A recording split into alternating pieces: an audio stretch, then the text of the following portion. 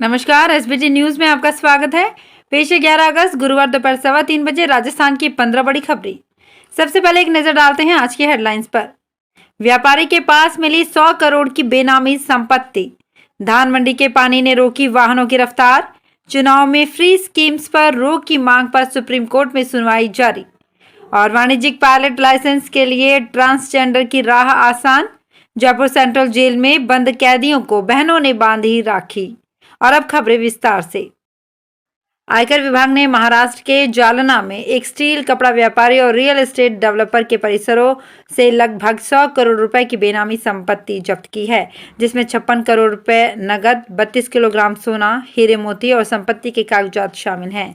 इतनी भारी नकदी की गिनती में 13 घंटे से अधिक का समय लग गया। इस कार्यवाही में 250 से अधिक अधिकारी और कर्मचारी शामिल थे। छापेमारी के लिए 100 से ज्यादा गाड़ियों का इस्तेमाल किया गया। इस कैश को जालना के ही एसबीआई की शाखा में ले जाकर गिना गया। बुधवार सुबह 11 बजे से कैश गिनने का काम शुरू हुआ और रात करीब 1 बजे तक खत्म हुआ।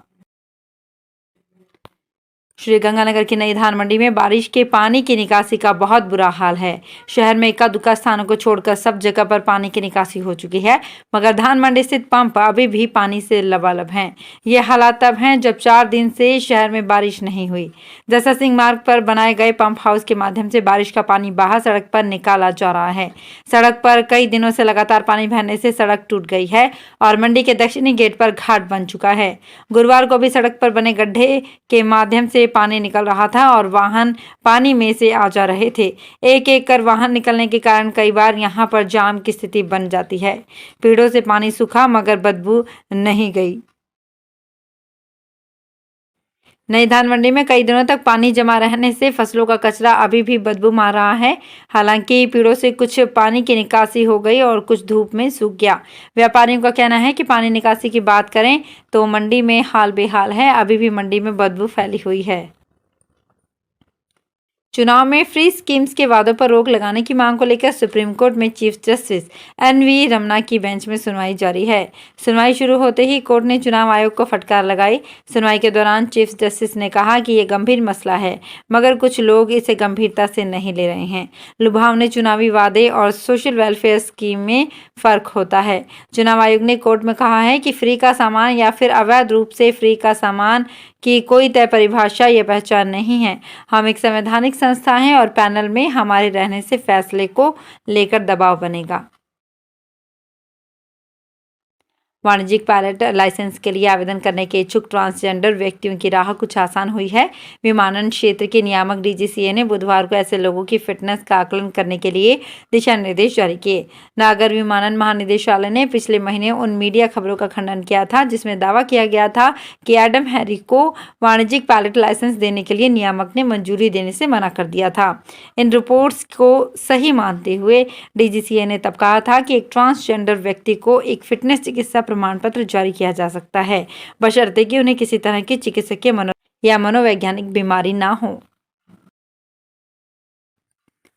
रक्षाबंधन पर्व पर जयपुर सेंट्रल जेल में बंद कैदियों को बहनों ने राखी बांधी। आज सुबह से ही बहनें थाली लेकर जेल में बंद भाइयों को राखी बांधने पहुंची। इस दौरान उन्हें जेल परिसर में कड़े सुरक्षा मानकों के बीच से गुजरना पड़ा। अंदर जाने के बाद बहनों ने जेल की सलाखों से बाहर निकली कलाइयों पर राखी बांधी तो दोनों की ही आंखों से आंसू छलक पड़े। इस दौरान बहनों ने माथे पर तिलक लगाकर अपने भाइयों से दोबारा अपराध नहीं करने और अच्छा इंसान बनने का वचन लिया। वहीं महिला जेल में बंद बहन से राखी बांधने के लिए भाई भी पहुंचे। राजस्थान के मुख्य सचिव उषा शर्मा ने कहा कि निवेशकों के लिए अनुकूल पॉलिसी और स्कीमों के कारण राजस्थान निवेश के लिए बेहतरीन राज्य है। उन्होंने कहा कि अनुकूल व सरल पॉलिसी ने प्रदेश में निवेश का सकारात्मक माहौल बनाया है। वे शासन सचिवालय में उद्योग विभाग की ओर से आयोजित स्टेट एम्पावर्ड कमेटी की 38वीं बैठक की अध्यक्षता करते हुए बोल रही थी। बैठक में विभिन्न ऊर्जा, कृषि, इलेक्ट्रिक व्हीकल, टेक्सटाइल, निर्माण, सोलर पावर जैसे क्षेत्रों के 85,380 करोड़ रुपए के प्रोजेक्ट से संबंधित प्रस्तावों पर विस्तार से चर्चा हुई। बैठक में उद्योग विभाग के अतिरिक्त मुख्य सचिव विनू गुप्ता ने बताया कि आज की बैठक में जिन प्रस्तावों पर चर्चा की गई है उन्हें मुख्यमंत्री अशोक गहलोत की अध्यक्षता वाली बोर्ड ऑफ इन्वेस्टमेंट समिति में रखा जाएगा। प्रतिवर्ष की तरह इस साल भी राजस्थान रोडवेज ने रक्षाबंधन पर्व पर महिलाओं को फ्री यात्रा का तोहफा दिया। महिलाएं रोडवेज की बसों में बैठकर अपने भाइयों को राखी बांधने गई। रायका बाग बस स्टैंड पर बसों में महिलाओं का ही राज दिखाई दिया। फ्री यात्रा का सफर करने के लिए महिलाएं बुधवार देर रात ही बस स्टैंड पर पहुंच गई। कई बसें इतनी ओवरलोड थी कि बसों में पैर रखने की भी जगह नहीं थी। राजस्थान में गौवंश में महामारी की तरह फैले लंपी वायरस पर नियंत्रण के लिए पहली स्वदेशी लंपी प्रो वैक्सीन बुधवार को दिल्ली में लॉन्च हो गई। इसे राज्य सरकार खरीदकर मुफ्त लगाएगी। पशुपालकों से कोई पैसा नहीं लिया जाएगा।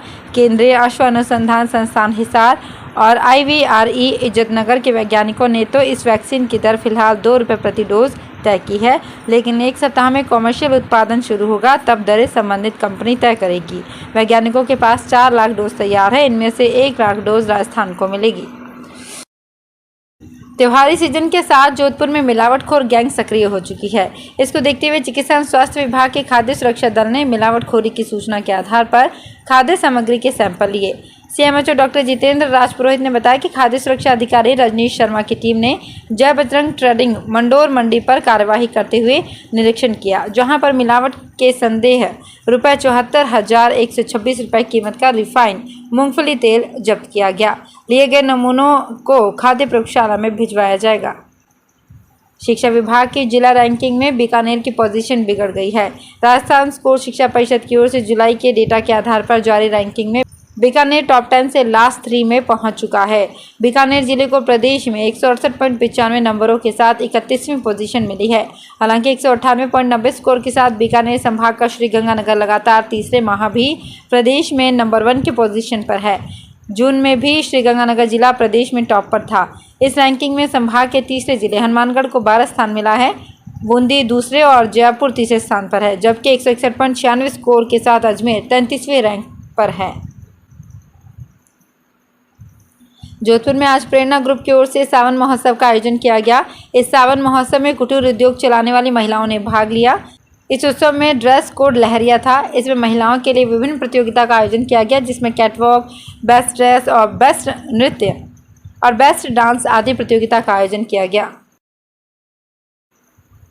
आज़ादी के अमृत महोत्सव कार्यक्रम के तहत 12 अगस्त को देशभक्ति गीत गायन कार्यक्रम होगा। डॉक्टर करण सिंह स्टेडियम में सुबह 10:15 बजे होने वाले इस कार्यक्रम में 10,000 से अधिक बच्चे सामूहिक देशभक्ति गीत गाएंगे। जिले के समस्त स्कूलों के लाखों विद्यार्थी एक ही समय पर सामूहिक रूप से 6 देशभक्ति गीतों का गायन करेंगे। इस दौरान प्रत्येक ब्लॉक मुख्यालय पर भी कार्यक्रम होंगे। बीकानेर जिला कलेक्टर भगवती प्रसाद कलाल ने बुधवार को इसकी तैयारियों की समीक्षा की।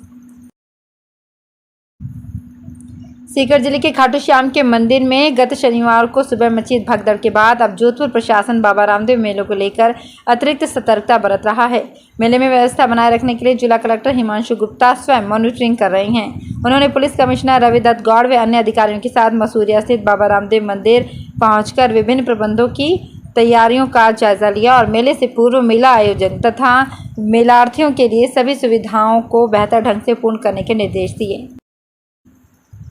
बीकानेर सहित राजस्थान के 19 जिलों के 47 प्राथमिक स्कूलों को उच्च प्राथमिक में क्रमोन्नत किया गया है। इन स्कूलों में पढ़ने वाले करीब 7,000 बच्चों को अब अपना स्कूल नहीं बदलना पड़ेगा। क्रमोन्नत होने वाले स्कूलों में शिक्षा सत्र 2022-23 से कक्षा 6 में एडमिशन की प्रक्रिया शुरू हो जाएगी। प्रारंभिक शिक्षा निदेशक गौरव अग्रवाल ने स्पष्ट किया है कि पर्याप्त नामांकन होने पर 7वीं और 8वीं भी एक साथ शुरू की जाएगी। नए क्रमोन्नत स्कूलों में पदों का आवंटन स्टाफिंग पैटर्न के निर्धारित प्रावधानों के मुताबिक किया जाएगा। जिन स्कूलों में नामांकन की अपेक्षा शिक्षकों की संख्या अधिक है, उनमें लेवल 2 के 3 शिक्षकों को क्रमोन्नत स्कूलों में लगाया जाएगा।